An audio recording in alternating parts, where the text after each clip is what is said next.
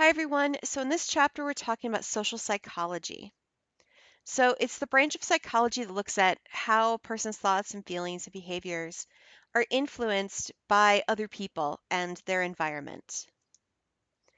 So, one of the most important things when we talk about social psych is sense of self. And it plays a key role in how we actually react to other people, how we behave around them, how we view them. And it really influences a lot with social psych.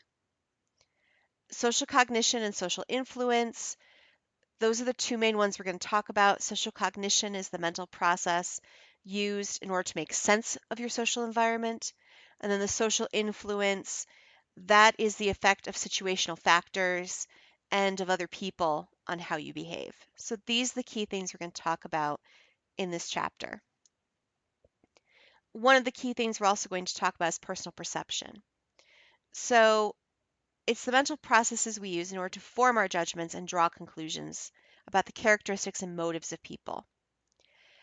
So before you get to know someone, you make a decision about that person. You draw a conclusion. You have an impression. Oh, that person's going to end up being whatever it may be. And your book uses the example of getting on a subway and observing all the other people who are strangers. And that you can look at the people in there, you can say, oh, I bet this one's coming from work. I bet this one this. And you make decisions about those people. You look for things like attractiveness. You make a decision about how likable the person may be, what their competence is, if they're trustworthy or not, if you think they're aggressive. And then all those decisions you make, they guide how you interact with the person. And again, this is whether your decision is right or wrong, it guides how you interact with the person.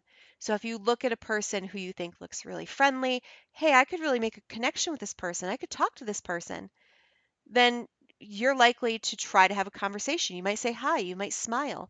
It guides your interactions. So, social norms. These are how we expect people to act.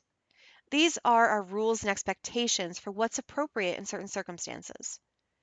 So, social norms are different from culture to culture and place to place.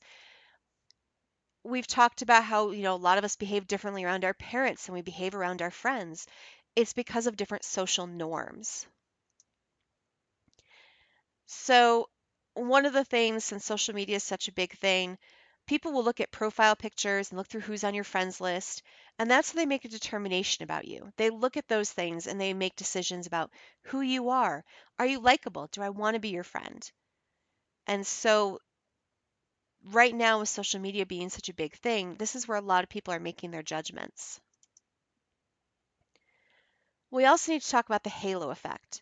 So when we make our first impression, we make that halo around the person. This is what we think the person is like, and it colors our overall impression. And our first impression usually determines how we interact, if we try to make a connection, if we just ignore the person. But what happens if we're wrong? It can really take a long time for that perception, that halo effect to change, and for us to realize, wow, I really should have given this person a chance. I thought this person was whatever, and I should have given that person a better chance. It can also be really hard to notice information that contradicts what that initial impression is. So if you look at someone and you think, oh, she's stuck up and popular, she'd never want to talk to me. It might take a really long time for you to realize that person's not stuck up and she's really down to earth and maybe she'd make a really good friend. So as we talk about this, it all brings us to social categorization. It's the process of actually categorizing people into groups based on what characteristics they share. So we look at the things we can observe. We look at whether they're a male or a female. We look at the age. We look at the clothing, and then we put people into certain categories. So your book goes through and talks about explicit cognition and how sometimes that's not a completely conscious effort. You're not necessarily conscious of the fact that you're doing these things. You have the implicit cognitions, and then it goes into we talk about schemas, the mental framework we hold about certain traits. If we see people that fit into these certain traits that we hold, we believe that person is that. We have a schema about that person. And once we have a schema, believing that this trait, and this trait all equal this type of a person, it's really hard for that schema to change as well. So, for example, maybe you've had a really great experience with a particular type of person. You might assign all those traits to people who are similar. So, for example, if you met someone who was, a redhead who was really kind and caring and sweet, you might look at all redheads and be like, oh, they're going to be fun and they're going to be nice. You might associate that trait with all people who share that characteristic with all people who share that trait. And it also helps us to feel relaxed around people we might not know. But be aware, our perceptions could be wrong. So, for example, just because you have a nice looking grandma person over here doesn't mean that she might not be a criminal mastermind. You can't just look and be, oh, she's a sweet old lady. She could look like a perfectly normal person, but maybe not. And this actually is a big thing with serial killers. A lot of serial killers have looked just like normal people, and therefore they were able to continue their crimes because nobody suspected anything based upon their looks, their behaviors, and the schemas and halo effects they'd created about these people. So, attribution, it's the process of inferring the causes of people's behavior. So, if somebody cuts you off, you might be going, you jerk! But what if they were in a hurry? Maybe they're not really a jerk. Maybe there's an emergency. If you saw the person as a jerk, you demonstrated that fundamental attribution error. So along with this comes blaming the victim. We blame victims for things that have gone wrong. Well, if she hadn't worn that dress, if he had left her the first time it happened. And a lot of this falls into that hindsight bias where afterwards, well, I could have told you that would happen.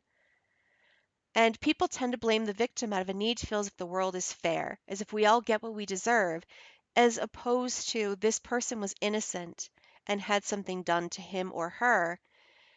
The people view it as this person must have done something wrong to deserve it. So we've also got the self-serving bias. We attribute successful outcomes to what we've done, but if something goes wrong, it's somebody else's fault. So I hope that this brief little lecture on social psych has been helpful, and you can look forward to these for your other chapters.